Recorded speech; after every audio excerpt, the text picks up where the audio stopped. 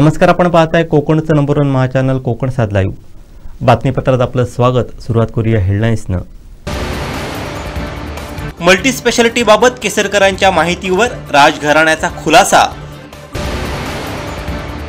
वाळू माफियांचा कोट्यावधींचा दंड माफ करण्याचा घाट सुशांत नाईक यांचा आरोप. आणि गणपतीसोबत भजनाशी अनोखं नातं असलेला कलाकार. आता पाहूया सविस्तर बातम्या. श्रावण समाप्तीनंतर मच्छी खरेदीसाठी मत्स्यखवयांनी गर्दी केली आहे. पाहूयात.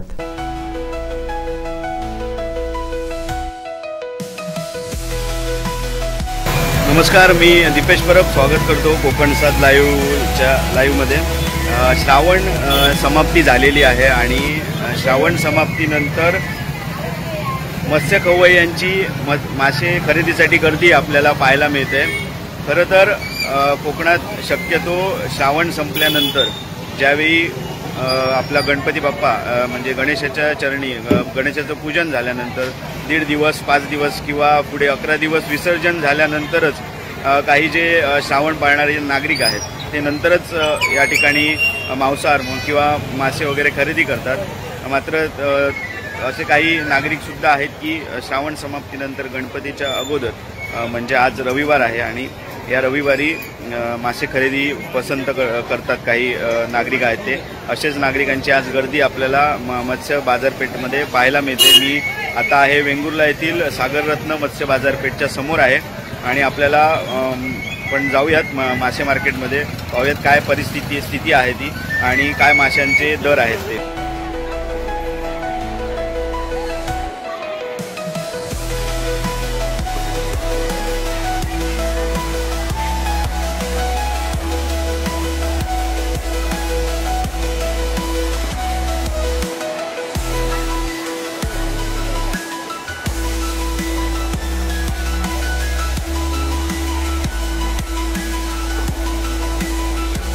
कसे बांगडे कसे आहेत? 100ला 3. बांगड्यांचा रेट हा 100ला 3 बांगडे.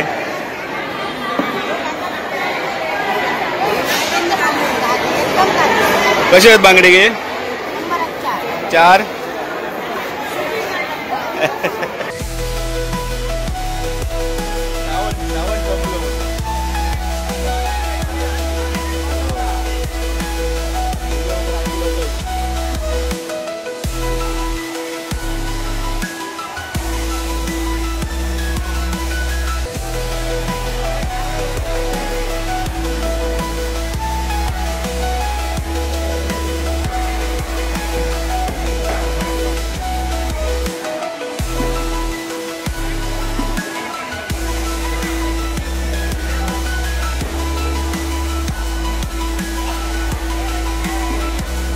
कसे आहे इसवण? 500 एक जोडी. हे दृश्य वेंगुर्ला मच्छी मार्केट मधले ही दृश्य आहेत. आज श्रावण समाप्तीनंतर पहिला रविवार आहे.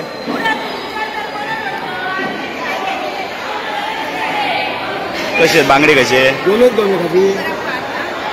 100ला 5.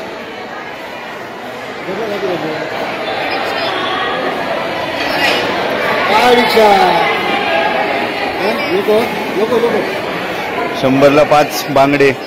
आज मार्केटमध्ये जास्त बांगडेच बघायला मिळतात. इसवण कसे घे? 500 रुपये जोडी. मोठे नाही ते मीडियमच असतात ना? मीडियम. सुंगटा कशी ती? कशी वाटो कसो? 300. आणखी घालतेलं. आपण जी आता दृश्य बघितली ही वेंगुर्ला मच्छी मार्केटमधील ही दृश्य आहेत आणि आज मोठ्या प्रमाणात मासे हे या बाजारपेठेमध्ये दाखल झालेले आहेत. जास्तीत जास्त पाहिलं तर बांगडा हा मासा आपल्याला पाहायला मिळतोय. त्यानंतर बाकी छोटे छोटे मासेसुद्धा या ठिकाणी आहेत आणि समाधानकारक किमतीसुद्धा माशांच्या आहेत. वेगवेगळ्या ठिकाणी वेगवेगळ्या किमती आहेत. कारण काल वेंगुर्ला नवाबाग या ठिकाणी होड्यांना सुद्धा मोठ्या प्रमाणात बांगडा मिळालेला होता. त्यामुळे आज बाजारपेठेत जास्तीत जास्त बांगडाच दिसतोय. 2-3 दिवसांवर कोकणवासियांचा जिव्हाळ्याचा जो सण आहे गणेश चतुर्थी तो 2-3 दिवसांवर आहे आणि आपल्या गणपती बाप्पा घरी येण्याच्या अगोदर जे मत्स्य खवय्ये आहेत त्यांच्यासाठी आज रविवार असल्यामुळे आज एक वार आहे. त्याच्यामुळे अजूनही बाजारपेठेत गर्दी आपल्याला पाहायला मिळणार आहे. अजूनही जे नागरिक आहेत ते बाजारपेठेत येत आहेत आणि आज वेंगुर्ल्याचा आठवड्याचा बाजारसुद्धा आहे. त्यामुळे अजूनही गर्दी ही आपल्याला या मच्छी मार्केटमध्ये बघायला मिळेल. तर अशा प्रकारचा आजच्या दिवशीचा हा माशांचा दर होता आणि अशा प्रकारे हे मासे आज या वेंगुर्ला मच्छी मार्केटमध्ये दाखल झालेले आहेत. तो मूळचा झाडाचा कलाकार भजनी बुवा. गणपती बनवण्याचं बाळकडू त्याला लहानपणीच कुटुंबाकडूनच मिळालं. वास्तविक या कुटुंबाची व्यावसायिक गणेशशाळा कधीच नव्हती. मात्र 15 वर्षांपूर्वी या अवलियानं स्वतःची गणेशशाळा सुरू केली. जवळपास 200 गणरायांना तो प्रतिवर्षी आकार देत आहे. गणपती आणि भजनाशी त्याचं अनोखं नातं. हेच नातं हा अवलिया वर्षानुवर्षे जोपासत आहे. हा जातिवंत कलाकार आहे नागवे भटवाडी येथील शशिकांत अशोक सातवसे. हा 36 वर्षीय मूर्तिकार सध्या गणरायांना आकार देण्यात दंग आहे. पाहूयात.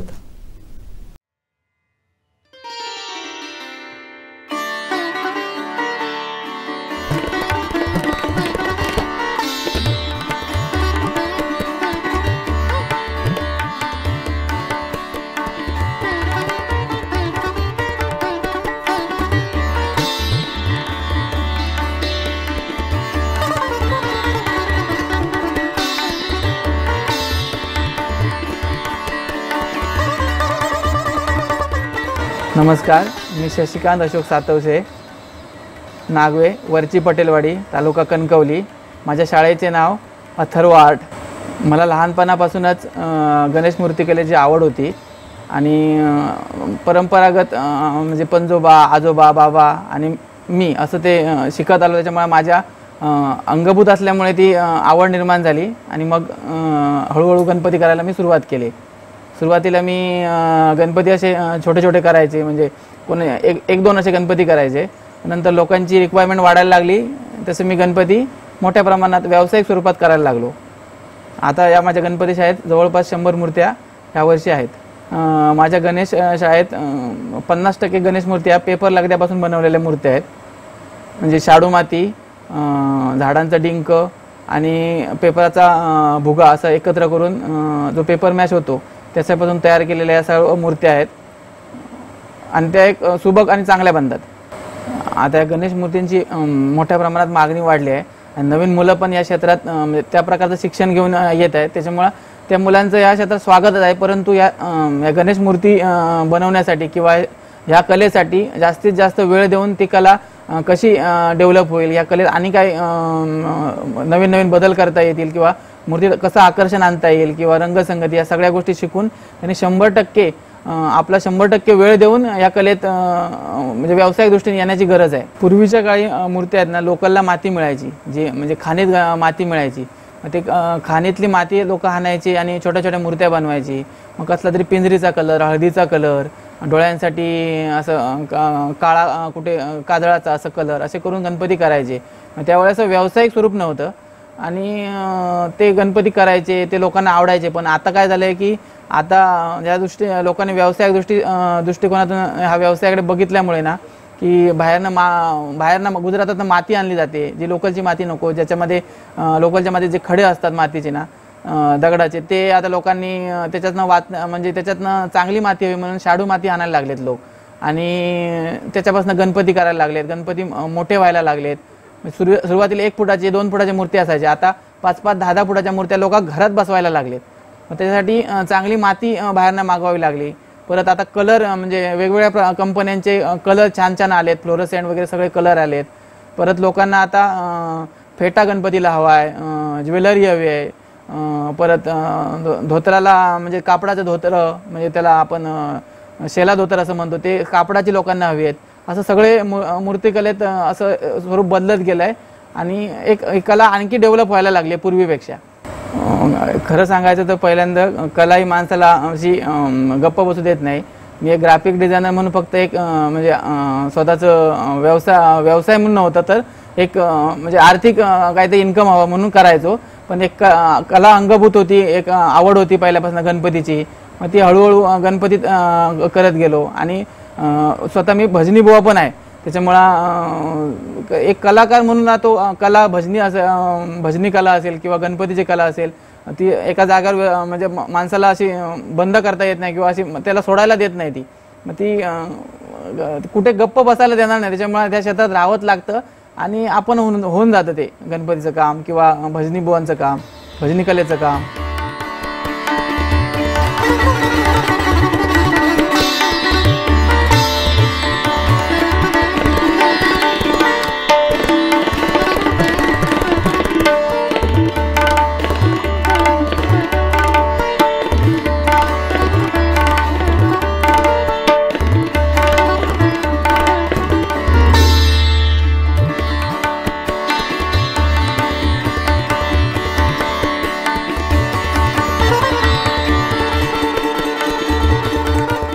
नमस्कार, मी सौ पूजा शशिकांत सातवसे, मूर्तिकार शशिकांत सातवसे यांची पत्नी.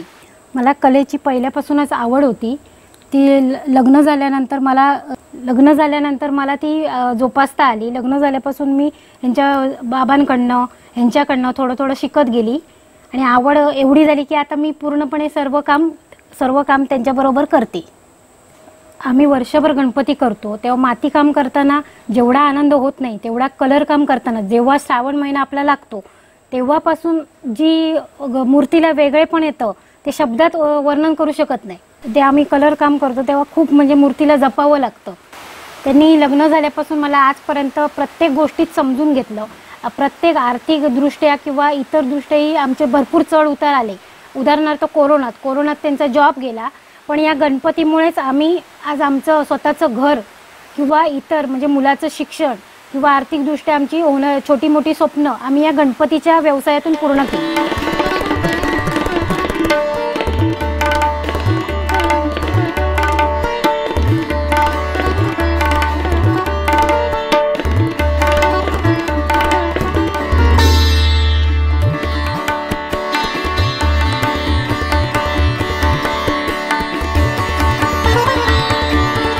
बाजारपेठांमध्ये खरेदीची लगबग, मूर्तिकार आणि वाद्य दुरुस्ती करणाऱ्यांची धावपळ सुरू असून कुडाळ शहरातील बाजारपेठांमध्ये गणपतीच्या सजावटीचं साहित्य, विद्युत रोषणाईचं सामान आणि पूजेच्या वस्तूंनी दुकानं भरून गेली आहेत. गणेश भक्तांची खरेदीसाठी गर्दी वाढत आहे.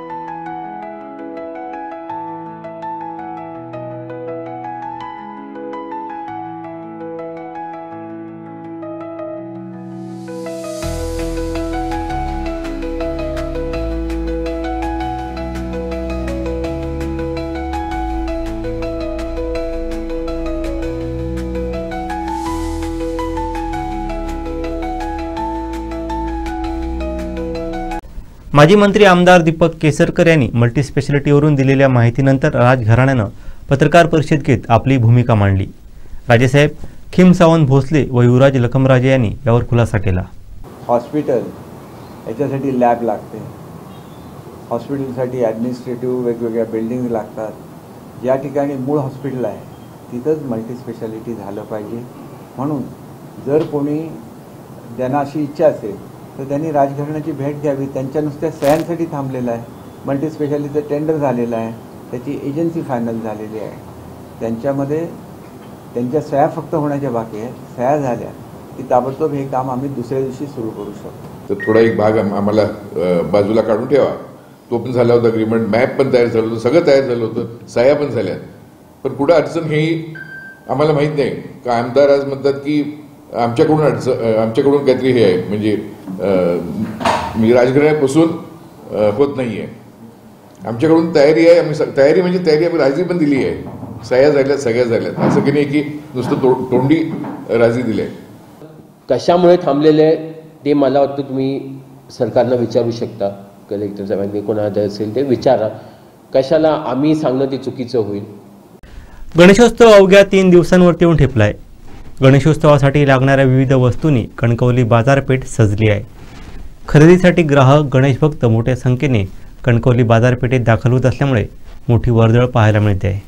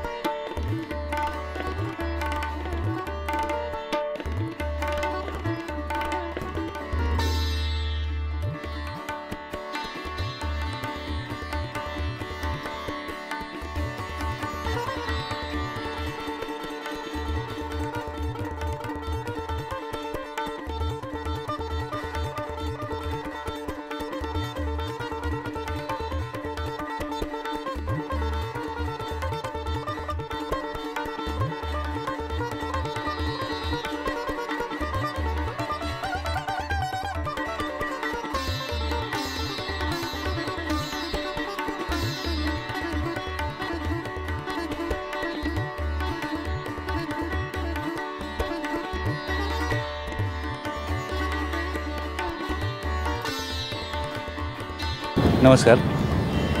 प्रथमतः तुम्हा सर्वांना गणपतीच्या हार्दिक शुभेच्छा देतो.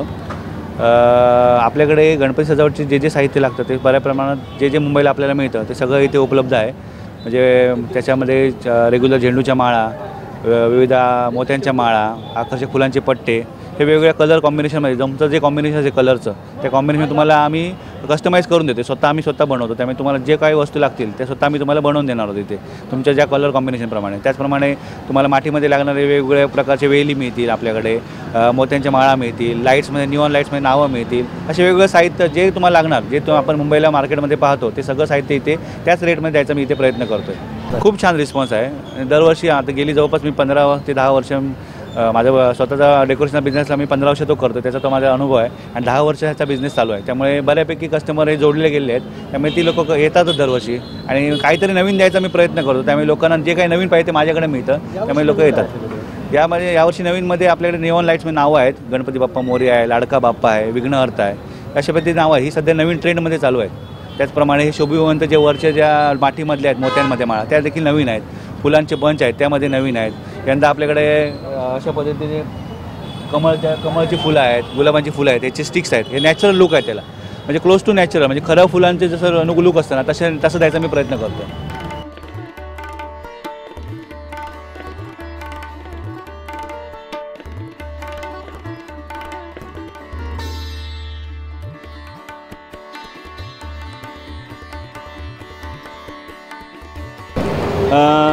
सध्या तरी आता आमच्याकडे शेवंतीचे हार आहेत, झेंडूचे हार आहेत, राऊंड गुलाबाचे हार आहेत.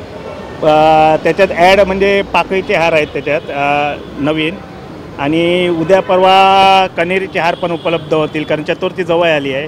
कण्हेरीचे, तगरचे असे हार आपल्याला बघायला मिळतील. परत चतुर्थीच्या दिवसामध्ये आपल्याला कमळाचे सुद्धा हार म्हणजे वेगवेगळे व्हरायटी तुम्हाला बघायला मिळतं. म्हणजे आता गिराईक जसं मागेल ते आम्हाला करून द्यावं लागतं असं आहे. गिराईक आता कसं आहे, नेटवर फोटो बघतात आणि ते पाठवतात, ते आम्हाला तयार करून द्यावं लागतं. गिरायकाच्या मागणीनुसार आम्ही बनवतो हार असं आहे. म्हणजे गिरायकाने आता कमळ हार मागितला तर तो वेगळ्या क्वालिटीमध्ये असेल तर तो आम्हाला तयार करून द्यावा लागेल.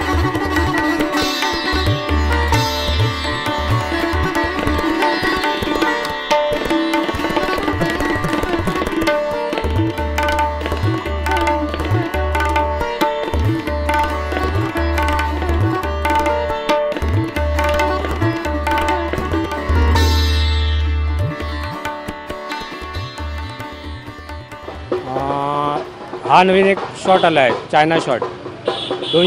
288 शॉट एका टायमात 288 शॉट वर जातो तो वर, मल्टी कलर शॉट आणि वेगवेगळ्या याच्यात क्रॅकलर असे वाटतात ते. परत हे आहे मजेटो म्हणून एक आयटम आला आहे. हा एक क्रॅकलिंगमध्ये वाजतो जोरात, पावसासारखा वर उडतो आणि वाजतो.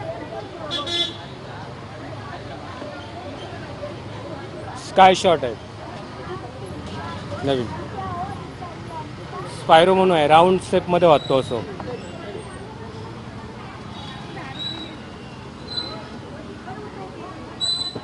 आणि मोदकमध्ये पाहिजे, हे मोदकमध्ये आले आहेत नवीन.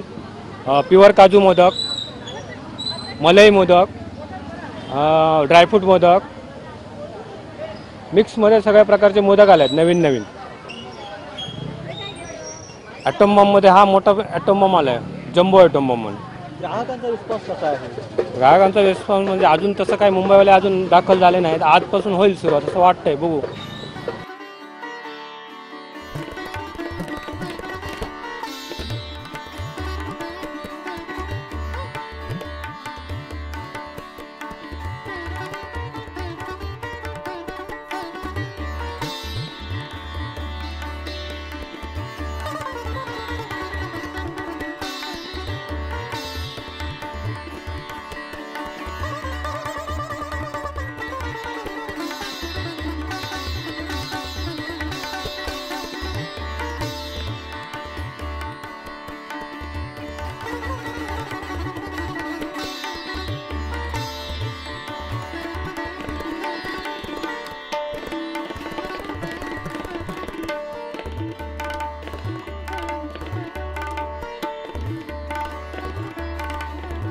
थर्मोकॉलचे मकर आहेत आमच्याकडे, फुट्ट्याचे मकर आहेत आणि कापडी मकर तयार केलेले आहेत. आणि काय काय सजावटी झाली आहे? हार आहेत, फुलं आहेत, मंडप, कापड, लाईट वगैरे.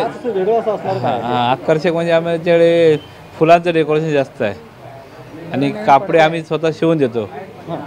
जसे साईजमध्ये त्याप्रमाणे आम्ही सगळ्यांना काय पाहिजे तसं शिवून देतो. आम्ही वेगवेगळ्या डिझाईनचे मकर करतो, कापडी असे वेगवेगळ्या साहित्य, फुलांचं मकर करून देतो.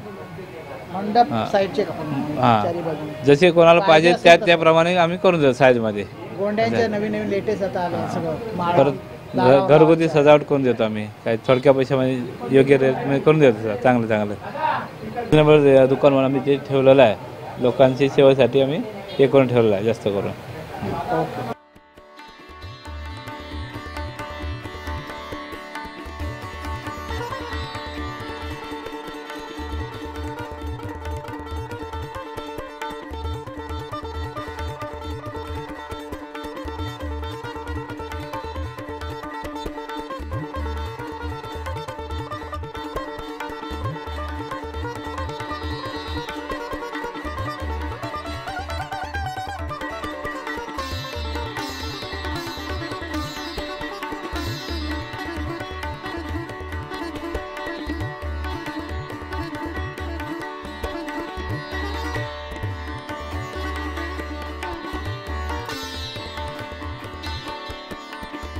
जयकारमध्ये सुरू आहे. गणेश मूर्त्या आकार घेत आहे.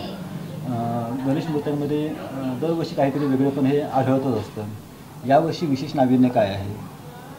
यावर्षी विशेष नाविन्य म्हणजे बाजारात किंवा महाराष्ट्र शासनानेच परमिशन दिल्यामुळे प्लास्टरवरच पूर्णपणे लोकांचं हे आलं आहे. पण आम्ही मात्र ते सोडलेलं नाही. आम्ही मातीचेच करतो आहे आणि अगदी 6 इंचापासून ते अगदी 8 फुटापर्यंत आम्ही मातीचेच केलेले आहेत. आणि मातीला आमच्याकडे तरी भरपूर मार्केट आहे. म्हणजे आम्हाला थोडक्यात गिरायकाचं हेच करता येत नाही, म्हणजे पुरवठाच करता येत नाही, एवढं हे झालेलं आहे. जरी प्लास्टरचं बाजारात भरपूर, आता आमच्या कणकवलीतच बघा ना, भरपूर स्टॉल लागलेले आहेत कणकवलीत. आता तिथं काय चाललं आहे हे मी तिथे गेलेलो नाही, पण माझ्या कारखान्यातून मला ते कळतं आहे. कारण जे लोक येत आहेत, जे गिऱ्हाईकं येत आहेत ना, ती 100% मातीवरच त्यांचा प्रभाव आहे. हे अगदी 101% आहे. हां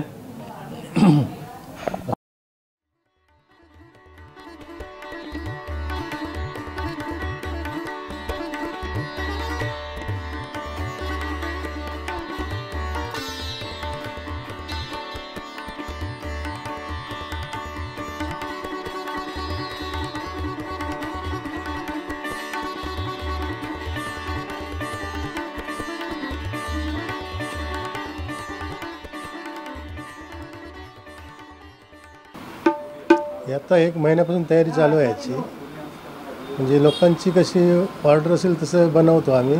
आणि नवीन पण आहेत, आम्ही जास्त करून नवीनच बनवतो. काय काय प्रकार आहे त्याच्यामध्ये? हा आता तबला आहे, तो डगा आहे, हा डगा आहे, हा पकवाज आहे,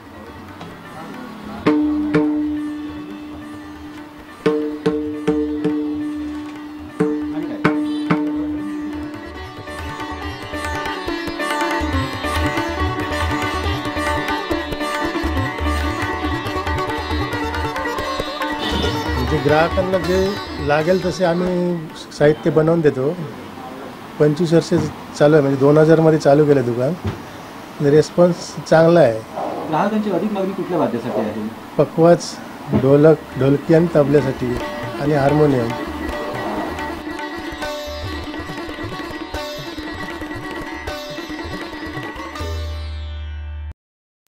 गणेश चतुर्थीच्या पार्श्वभूमीवरती कुडाळ बाजारपेठेत होणारी गर्दी लक्षात घेता कुडाळ नगरपंचायतीने शहरातील रस्त्यांची दुरुस्ती केली आहे.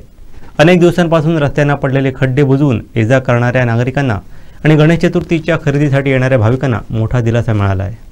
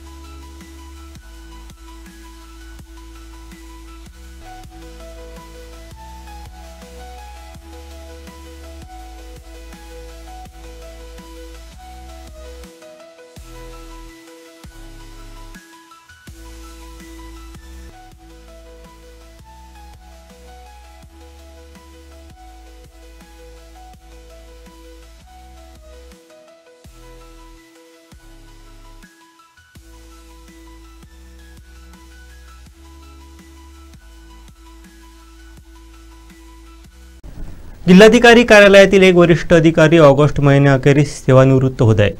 जिल्ह्याचे प्रशासन हातात असणारा हा वरिष्ठ अधिकारी आपली सेवानिवृत्ती होण्याअगोदर जिल्ह्यातील वाळू माफियांचा कोट्यवधीचा दंड माफ करण्याचा घाट घालत असल्याचा घणाघाती आरोप युवासेना जिल्हा प्रमुख सुशांत नाईक यांनी केला आहे. अधिकारी कार्यालयातले एक वरिष्ठ अधिकारी ऑगस्टच्या शेवटच्या तारखेला रिटायरमेंट म्हणजे सेवानिवृत्त होत आहे आणि या सेवानिवृत्तीच्या आधी काही वाळू माफियांना म्हणजे ज्यांच्यावरती मोठे मोठे दंड आहेत, ज्यांचे 1 कोटीचा दंड आहेत, काही 2 कोटीचे आहेत, काही 20 कोटीचे आहेत, काही 30 कोटीचे दंड आहेत, अशा वाळू माफियांना जिल्हाधिकारी कार्यालयामध्ये जाऊन घेऊन बैठका घेतल्या जात आहेत. त्या बैठका कशासाठी घेतल्या जात आहेत याचा जाब विचारणं खरं म्हणजे गरजेचं आहे. कारण रिटायरमेंटच्या नावाखाली, सेवानिवृत्तीच्या नावाखाली हे दंड माफ केले जाणार आहेत का, याचा अहवाल आम्ही खरं म्हणजे मागवणार आहोत. येत्या जून, जुलै आणि ऑगस्टमध्ये वाळू माफियांना दंड जर माफ झाले असतील त्याचा अहवाल आम्ही मागवणार आहोत. आणि खरं म्हणजे ह्या जिल्ह्याचे पालकमंत्री नितेश राणे हे वाळू माफियांच्या विरोधात भूमिका घेत आहेत आणि एका ठिकाणी प्रशासन मात्र विरोधात भूमिका त्यांच्या घेऊन या वाळू माफियांचे दंड करण्याच्या मागे, दंड माफ करण्याच्या मागे लागलेला आहे. ह्या प्रशासनातला एक वरिष्ठ अधिकारी रिटायरमेंटच्या नावाखाली यांचे दंड माफ करून जायच्या याच्यात आहे, त्याची टक्केवारी घेऊन जायच्या आहे, पाळण्याच्या याच्यात आहे. त्यामुळे हे रोखलं गेलं नाही तर ह्याच्यावरच्या खूप मोठ्या प्रमाणात प्रशासनाचं नुकसान होणार आहे. त्यामुळे लवकरात लवकर ह्याच्यात लक्ष घालावं, या ठिकाणी लक्ष घातलं पाहिजे आणि ह्याची भूमिका पालकमंत्र्यांनी स्पष्ट केली पाहिजे. कारण जर तुमच्या सहमतीने होत आहे का, यांच्या बैठका तुमच्या सहमतीने, पालकमंत्र्यांच्या निदेशनाच्या सहमतीने होत आहेत का, हे खरं म्हणजे भूमिका स्पष्ट झाली पाहिजे. कारण एका ठिकाणी पालकमंत्री दाखवत आहेत की मी वाळू माफियांच्या विरोधात आहे, मी अवैध धंद्यांच्या विरोधात आहे, मी दारू अवैध करतोय त्यांच्या विरोधात आहे, आणि आता मात्र ह्या ठिकाणी बैठका होत आहेत. मग त्या वाळू माफियांचे दंड माफ करण्याच्या हेतूने असतील, त्या कासारड्यामध्ये मोठे मोठे दंड झालेले आहेत आणि त्या माफ करण्याच्या ह्याच्यात असेल, किंवा अवैध दारू धंद्यांचे परमिट, बार परमिटसाठी जी परमिशन लागते त्याच्यासाठी या बैठका होत आहेत का, आणि अशा बैठका कशासाठी होत आहेत, त्यांची सेवानिवृत्तीच्या नावाखाली लगेच त्यांची परमिशन होऊन जाणार आहे का, ह्या गोष्टी स्पष्ट झाल्या पाहिजेत. ह्या जिल्ह्यामध्ये काय चालू आहे, मी प्रशासन आणि पालकमंत्र्यांमध्ये काय चालू आहे, मी मारल्यासारखं करतो आणि तू रडल्यासारखं करा, ही भूमिका पालकमंत्र्यांनी घेतली आहे का, त्याच्या मागे गूढ काय आहे. त्यामुळे हे जे सगळं चालू आहे ते थांबलं पाहिजे. वाळू माफियांचे कुठचेही दंड जर माफ झाले या 3 महिन्यात तर शिवसेना मोठं आंदोलन केल्याशिवाय राहणार नाही. शिवसेना ह्याच्या मागे लक्ष ठेवून आहे, शिवसेना ह्याच्या मागे लक्ष ठेवून आहे. आणि हा जर दंड माफ झाला याला जबाबदार कोण असणार, याचं उत्तर पालकमंत्री नितेश राणे यांनाच द्यावं लागेल. कारण जर असे अधिकारी, वरिष्ठ अधिकारी जर वाळू माफियांचे, म्हणजे कासारड्यातले असतील वाळू माफिया, इव्हन बाकीचे असतील वाळू माफिया, आणि अवैध दारू धंदे करणारे परमिट बारवाले असतील, त्यांना परमिशन दिली जाईल. म्हणजे देऊळ जर 50 मीटरवर आहे का, शाळा 50 मीटरवर आहे का, याचा पण अहवाल ते घेत नसतील आणि त्यांना जर परमिशन देत असतील तर ह्या गोष्टी थांबल्या पाहिजेत जिल्हाधिकारी कार्यालयातल्या, आणि त्याच्यावरती ऍक्शन घेणं खूप महत्वाचं आहे. आणि ही जबाबदारी पालकमंत्री म्हणून नितेश राणे, जिल्ह्याचे पालकमंत्री म्हणून नितेश राणेंची आहे.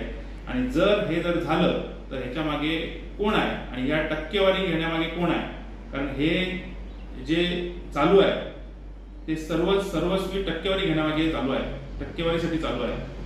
आणि हे सगळं थांबलं गेलं नाही तर हे वाळू माफिया परत एकदा वाळू काढण्यासाठी आणि हे अवैध धंदे सुरू करण्यासाठी त्यांना लायसन दिल्यासारखं आहे. त्याच्यामुळे हे थांबलं पाहिजे आणि सिंधुदुर्गाच्या भविष्यासाठी थांबलं पाहिजे. मल्टीस्पेशालिटी हॉस्पिटल सावंतवाडी शहरातच व्हावं ही राजघराण्याची सुरुवातीपासून इच्छा आहे. त्यामुळे त्यासाठी आवश्यक जमिनीबाबत शासनासोबत आतापर्यंत तब्बल 2 वेळा समझोता करार झाला असून 2 वेळा जिल्हाधिकाऱ्यांसमक्ष राजेसाहेब खेमसावंत भोसले आणि राणीसाहेब शुभदादेवी भोसले यांच्या सह्या झाल्या आहेत. कराराप्रमाणे आता जी अन्य एका व्यक्तीची सही राहिली आहे ती घेण्याची जबाबदारी शासनाची आहे. येत्या 2 महिन्यात त्यासाठी शासनानं प्रयत्न करावेत, अन्यथा जनतेच्या हितासाठी पर्यायी जागा निवडावी असा सल्ला राजघराण्याकडून आयोजित पत्रकार परिषदेत देण्यात आला. काय अडचणी नाही आहेत. आम्ही काय अडचणी ठेवले होते, ह्याच्यामध्ये अडचणी म्हणजे पॉईंट्स ठेवले होते ड्राफ्टिंगमध्ये, ते घातले होते आणि काढले पण होते. नंतर पहिल्या वेळेस पण होते, नंतर त्यांनी म्हटलं आणि कमी करा, काय काय पॉईंट्स आहेत म्हणजे अग्रीमेंटसाठी, ते पण आम्ही व्यवस्थित कॉपरेट करून गव्हर्नमेंटबरोबर आम्ही कॉपरेट केलं आणि ते पण आपले नलिफाय झाले होते. आणि सह्या पण झाल्या, नोटरीच्या समोर पण झाली होती सही आमची, सगळं झालेलं आहे आमच्याकडून. पण आता कुठून थांबतंय हे कळत नाही. काय शेवटी पेपरमध्ये वाचतोय की आमच्याकडून कुठून तरी अडचण आली, आमच्यातर्फे राजघराणी अजून हे देत नाही आहेत. आमच्याकडून सगळे झालेले आहेत, आमच्याकडून राजी झाली आहे, आम्ही सगळं म्हणजे आम्ही अडचण म्हणजे मध्ये कोण घातलेलंच नाही. पूर्वी काय होतं की कसं करायचं काय करायचं, जमिनीचं भाग पण झाला आहे म्हणजे किती द्यायचं काय नाही त्याच्यामध्ये. म्हणजे आता आम्ही जसं आमचं हा एक केस चालू होती त्याच्यामुळे ती केस पण थांबवली पाहिजे. शेवटी गव्हर्नमेंटने घातली आहे अपील, ते गव्हर्नमेंटने कमी केली पाहिजे ती अपील पहिली. तरी पण आम्ही त्या अपीलमध्येच आम्ही आमने सामने बसून ठराव केला की आम्हाला थोडं द्या त्याच्यामधलं, बाकीचं आम्ही गव्हर्नमेंटला डोनेट करतो. नगरपालिका असेल का कोण पण चालवलं असेल ते, त्या निमित्ताने एक काहीतरी हॉस्पिटल सुरू होईल तिथं. आम्ही हे पण विचारलं नाही, आर्थिक पण विचारलं. आम्ही म्हटलं नुसतं आम्हाला तुम्हाला अडचण नसली आर्थिक द्यायची तर थोडा एक भाग आम्हाला बाजूला काढून ठेवा. तो पण झाला होता अग्रीमेंट, मॅप पण तयार झालं होतं, सगळं तयार झालं होतं, सह्या पण झाल्या. पण कुठं अडचण ही आम्हाला माहीत नाही का. आमदार आज म्हणतात की आमच्याकडून काहीतरी हे आहे म्हणजे राजघराण्यापासून होत नाही आहे. आमच्याकडून तयारी आहे, आम्ही तयारी म्हणजे तयारी आम्ही राजी पण दिली आहे, सह्या झाल्यात सगळ्या झाल्यात. असं की नाही की नुसतं तोंडी राजी दिली आहे. कागदावर झालेले आहेत, डॉक्युमेंट झालेले आहेत, स्टॅम्प पेपरवर सगळं झालेलं आहे.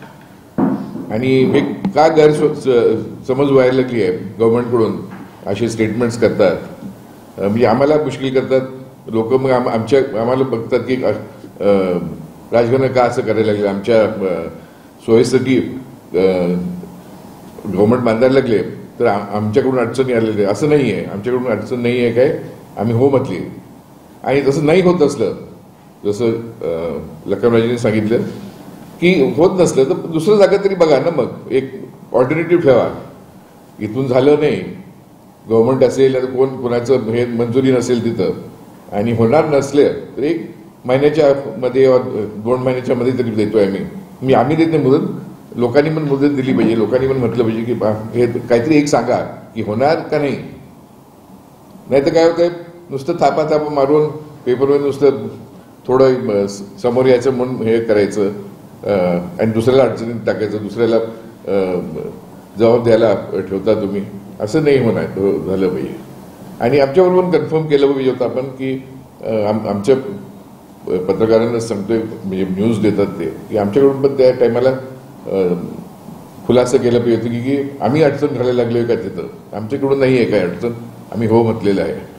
आणि हो म्हटले म्हणजे डॉक्युमेंट सगळे केलेले आहेत, आमच्या अटी गाठी सगळं मिटलेले आहेत त्याच्यामध्ये. आणि त्यामुळे आता गव्हर्नमेंटच्या हातात आहे ते काय काय करणार आहेत ते. असे बघा, आता ती कॉटेज हॉस्पिटल आहे ते कोर्टामध्ये हे असं निर्णय आहे की पेंडिंग आहे एक, म्हणजे आता हायकोर्टमध्ये पेंडिंग आहे. पण डिस्ट्रिक्ट कोर्टने काय दिलं होतं की हे हॉस्पिटल आता जे हॉस्पिटल आहे ते बिल्डिंग सोडून त्याची जमीन सोडून बाकी जमीन आमची आहे राजघराण्याची. आणि ही आत्ताची हाय कॉटेज ती गव्हर्नमेंटच्या हातातच आहे, म्हणजे त्यांच्या ह्याच्यामध्येच आहे. बिल्डिंग आणि जमीन ते त्यांच्या हातात आहे, ओपन स्पेस आहे ते आमच्या ताब्यात. मल्टीस्पेशालिटी हॉस्पिटलच्या जमिनीसंदर्भातील अडचणींबाबत सुरुवातीपासूनच आमच्याकडून सकारात्मक प्रतिसाद राहिला आहे. सुरुवातीला काही अटी आम्ही ठेवल्या होत्या, परंतु नंतर जनहितासाठी त्याही मागे घेतल्या. त्यामुळे आमच्याकडून आता तरी कुठल्याही प्रकारची अडचण नाही. अपिलात गेलेल्या ज्या व्यक्तीची सही राहिली आहे ती घेण्याची जबाबदारी आमदार केसरकर यांनी स्वीकारली होती, परंतु या विषयावरून कुठेतरी आमच्यावरती अंगुली निर्देश केला जात आहे. हे थांबायला हवं असं मत युवराज लखमराजे भोसले यांनी व्यक्त केलं आहे. भरपूर थोडे वर्षापासून आणि इलेक्शनच्या अगोदरपासून मल्टीस्पेशालिटीचा विषय चालू होता आणि कुठेतरी आपल्या कॉटेज हॉस्पिटलकडे तो विषय म्हणजे मल्टीस्पेशालिटीचं स्थापना होत होतं.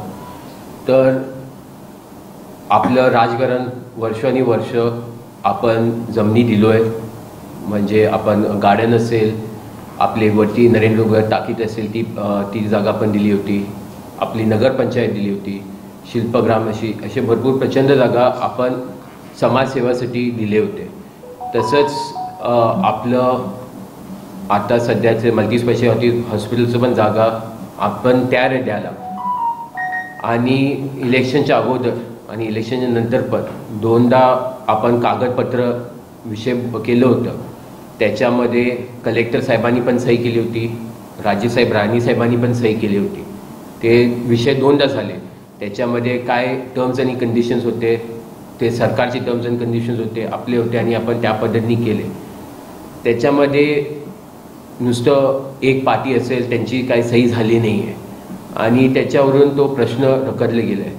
पण मला नुसतं नागरिकांना आणि सगळ्यांना कळवायला पाहिजे की राजकारण असेल म्हणजे राजेसाहेब आणि राणीसाहेब असतील, त्यांची सही त्याच्यावर झालेली आहे आणि ते इलेक्शनच्या अगोदर झालेली होती.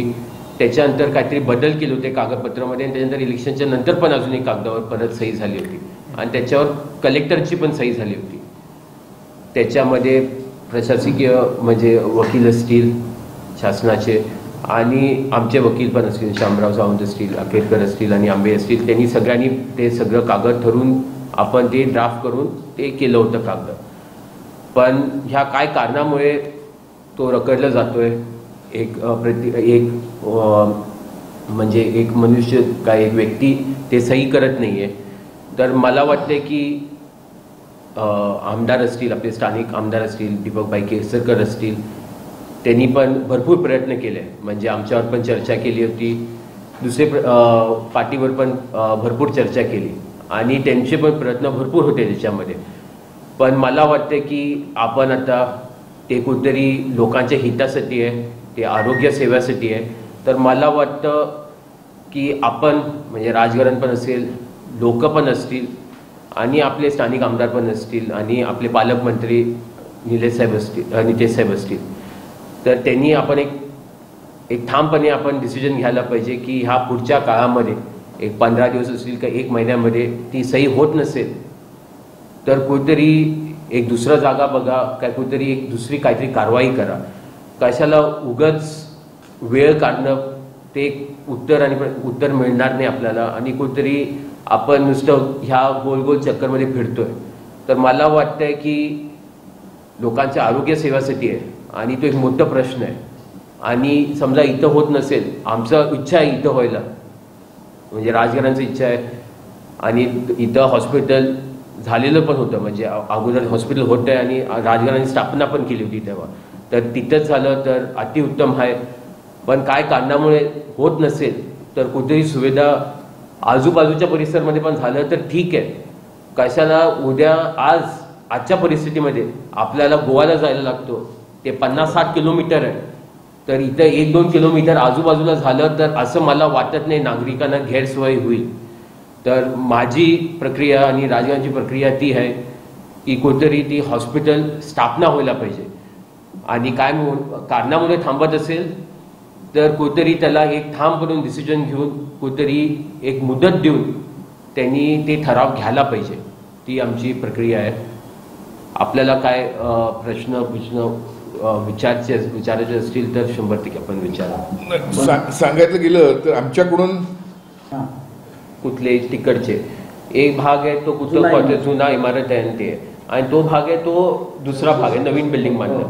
तर आता केसरकर साहेबांना कुठं बांधायचं म्हणजे नवीन इमारत नाही, नवीन इमारत जुनी इमारती आहेत ना, ज्या इमारती आहेत त्या प्रकारावर पाडवायचं नाही. आता तुम्ही तिथं वाढवलं तर तो ऐतिहासिक बिल्डिंग आहे, हेरिटेज बिल्डिंग आहे. माझं काय मान्य नाही, पण त्यांनी पण केव्हा केसरकर साहेबांनी पण प्रपोज केलं होतं की केव्हा नवीन मल्टी स्पेशालिटी हॉस्पिटल येणं, ते नवीन स्पेशालिटी हॉस्पिटल त्याच्या मागे येणार होतं आणि ती बिल्डिंग तशीच राहणार होती.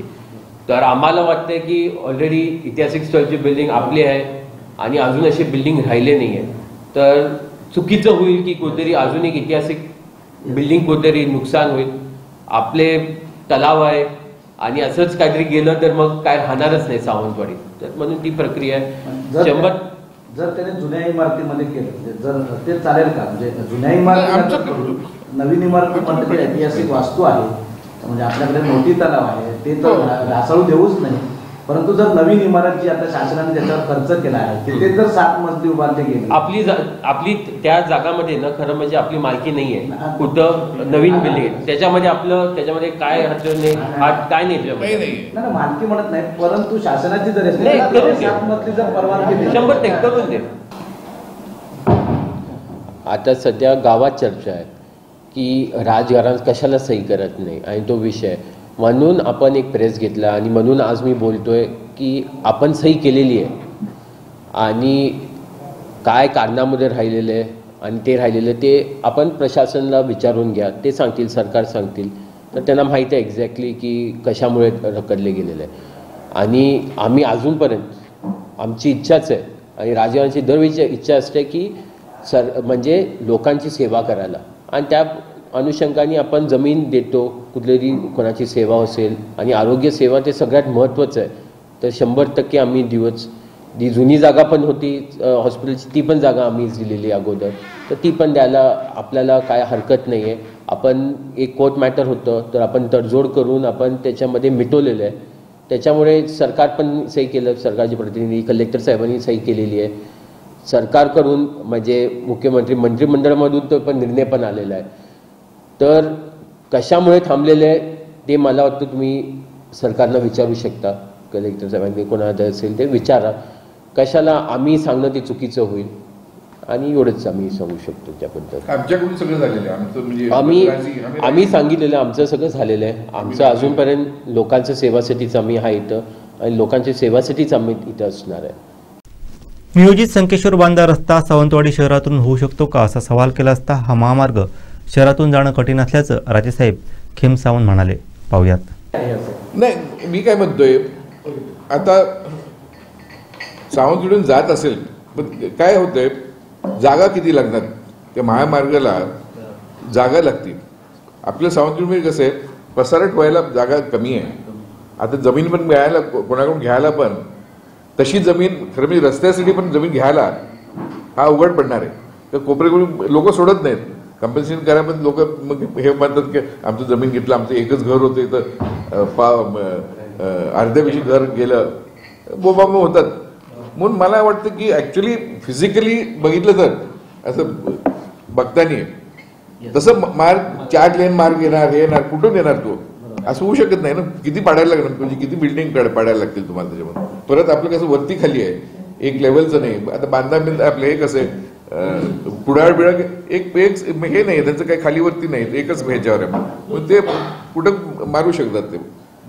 इथं अगदी अडचण. तुम्ही आता गावात पण बघा, बोर्डमध्ये 4 व्हीलर पण घेऊन जायला येत नाही कधी कधी आपल्याला. कोणतरी कन्स्ट्रक्शन करत असेल, एक गाडी लावली असेल तर दुसरी गाडी पास होत नाही. आणि ते लोक कोण ते असे एकदम कोण देणारच नाही जमिनी. पण पत्रकारांना ही माहिती आहे का की आंबोलीतून आता जो पुढे येतोय तो नक्की कुठून जातोय? ते म्हणतात बांधर ऍक्च्युली दानूच्या बाहेरूनच जाणार नाही, मधून पण जाणार नाही. दानूला पण लोक वस्ती तिथंच आहे, जास्त रस्त्यावरच लोक वस्ती आहे. ते मागच्या बाजूने असं जाणार नाही, तर पुढं काय तसं नाही. तसं काय अजून काय हे झालं नाही, कंजेशन झालं नाही. एक्झॅक्ट पिक्चर क्लिअर होत नाहीये. म्हणून कान्हे पिंपळीमधून MIDC खडपोली दसपटीकडे जाणारा वसिष्ठी नदीवरील पूल कोसळला, त्यामुळे वाहतूक पर्यायी मार्गानं दसपटीकडे वळवली आहे.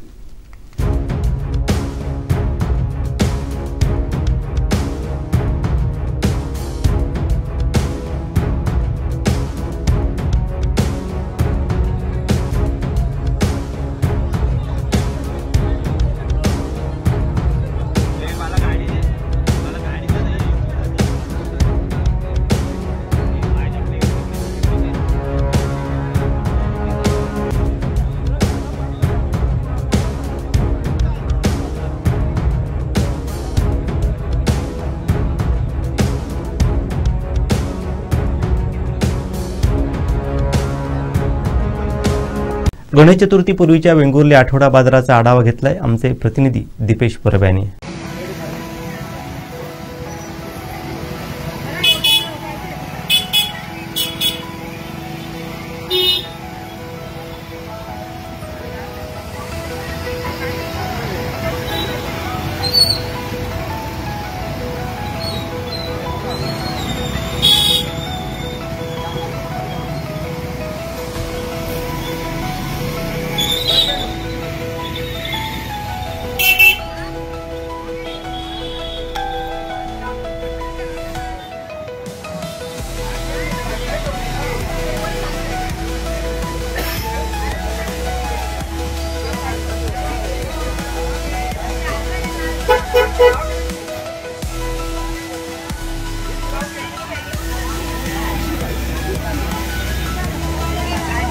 कोकणवासियांच्या जिव्हाळ्याचा गणेश उत्सव हा अवघ्या 2 दिवसांवर आलेला आहे आणि गणेश उत्सवापूर्वी आज रविवार आहे आणि रविवारचा आज आठवडा बाजार, वेंगुर्ल्याचा आज आठवडा बाजार आहे. गणेश उत्सव पूर्वीचा हा बाजार असल्यामुळे आज बाजारपेठेत आपल्याला माटवीच्या सामानापासून ते इतर जे गणेश सजावटीसाठी लागलेले सर्व वस्तूंची बाजारपेठ आजपासून या ठिकाणी वेंगुर्ले बाजारपेठेत आपल्याला पाहायला मिळते. आज बाजारातही नागरिकांची मोठ्या प्रमाणात गर्दी ही आपल्याला पाहायला मिळते. माटवीच्या सामानापासून ते अगदी नारळ वगैरे सुद्धा या ठिकाणी जे इतर भाजीपाल्याचं साहित्य जे आहे ते सुद्धा आपल्याला बाजारपेठेत पाहायला मिळतंय.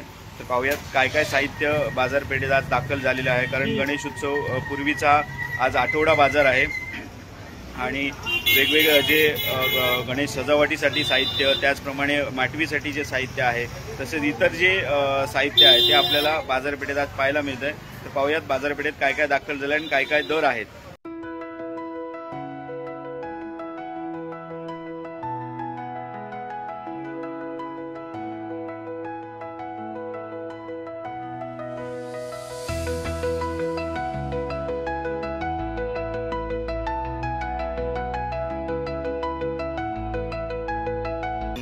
आमच्याकडे माळा मिळतात, म्हणजे पेपर डिश म्हणजे असे जेवणासाठी पण आहे आणि डेकोरेशनचं खूप सामान आहे, मॅट आहे, हार आहे.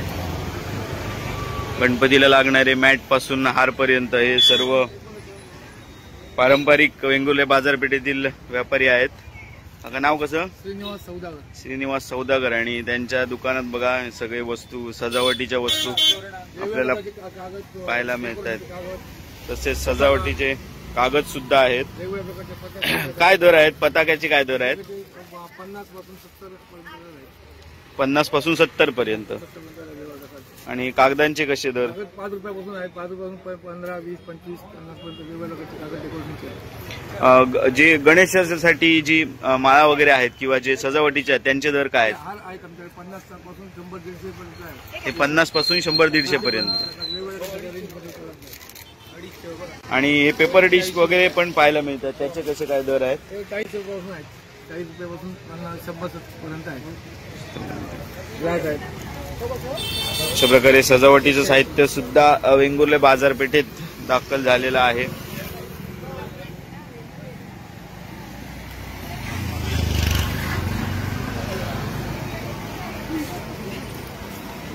फुल साईज घेतो का?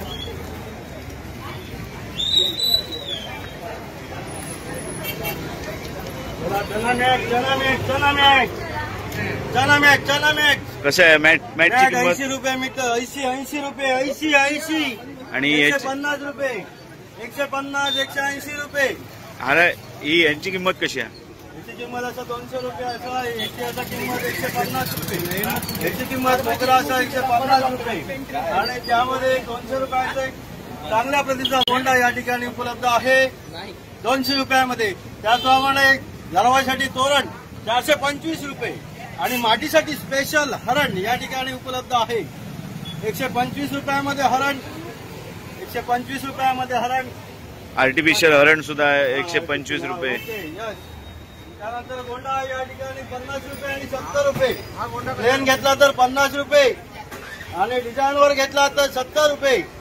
त्याचप्रमाणे या ठिकाणी आम्ही डेकोरेशनसाठी, खास गणपतीच्या डेकोरेशनसाठी एक पट्टी या ठिकाणी ठेवलेली आहे ती 850 ते जवळपास 2000 पर्यंत या ठिकाणी उपलब्ध आहे. हा 1400 रुपये आहे, हा 1400 रुपये आहे, हा 2000 रुपयामध्ये. बघा चांगलं आर्टिफिशियल या ठिकाणी गणपती डेकोरेशनसाठी ठेवलेला आहे. त्याचप्रमाणे मॅट पण आहे या ठिकाणी 400 रुपये मीटर. 400 रुपये मीटर. त्याचप्रमाणे ग्रास या ठिकाणी ठेवलेला आहे 2 फुटाची 200 रुपये मीटर आणि 4 फुटाचं 400 रुपये मीटर या ठिकाणी ठेवलेलं आहे.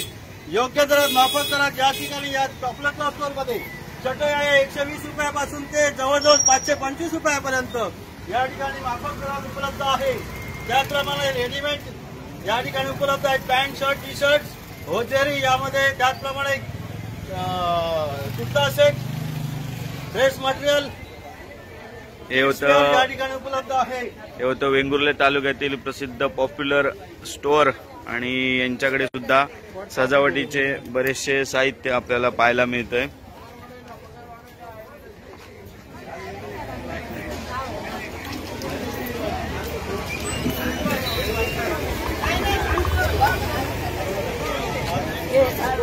कसे घे नारळ? उतरलेले ना ते उतरलेले नारळ कसे? 70. आणि ह्या नारळांची किंमत काय? 60 रुपये 50 रुपये 60 रुपये 50 रुपयापासून नारळ आहेत. आणि हे बघा आपल्याला हे जी गणेश गौरी पूजनसाठी ज्या पडल्या आहेत त्या सुद्धा आपल्याला पाहायला मिळत आहेत. कशी काय किंमत? हा 150 रुपये पडली. 150 रुपये 150 रुपये पडली. आजीकडे सुद्धा नारळ असतात. आजी कसे घे नारळ? 30 रुपये नारळ. 30 रुपये नारळ. आज बाजारपेठेत नारळ सुद्धा आपल्याला पाहायला मिळत आहेत.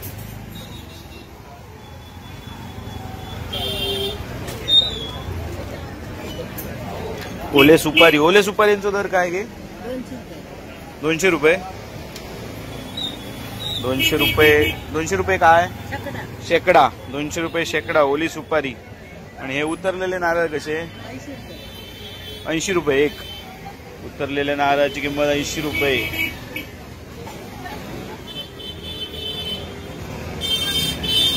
गावठी भाजी सुद्धा दाखल झालेली आहे.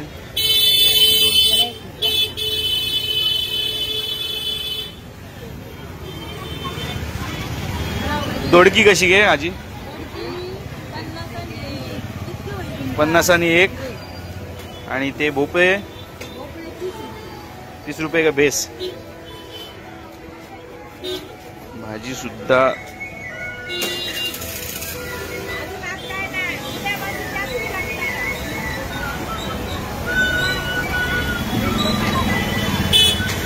अशा प्रकारे भाजी सुद्धा दाखल झालेली आहे बाजारपेठेत.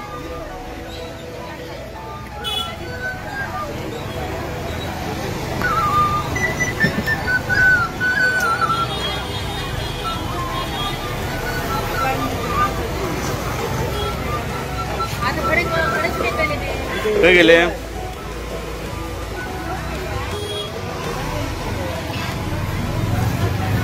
अगरबत्ती कशी आहोत? साहित्य गणपतीचा 100 रुपये 50 रुपये 10 रुपये.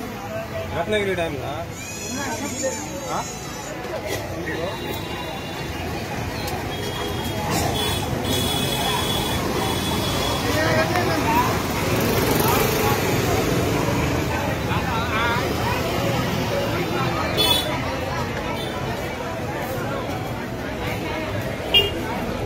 हे हरतालिका पूजनसाठी सुद्धा जे आपल्याला या ठिकाणी छोट्या मूर्त्या पाहायला मिळत आहेत. काय किंमत आहे यांची?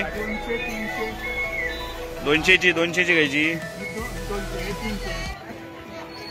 मोठी 200 आणि हा ही छोटी 150 रुपये.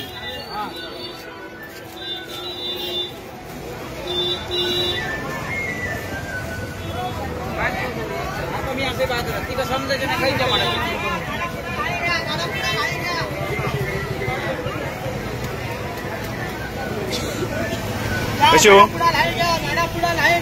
लाये कसे? 30 रुपये जरा. हा 30 रुपये 30 रुपये लाये. आणि काय काय सांगा मग.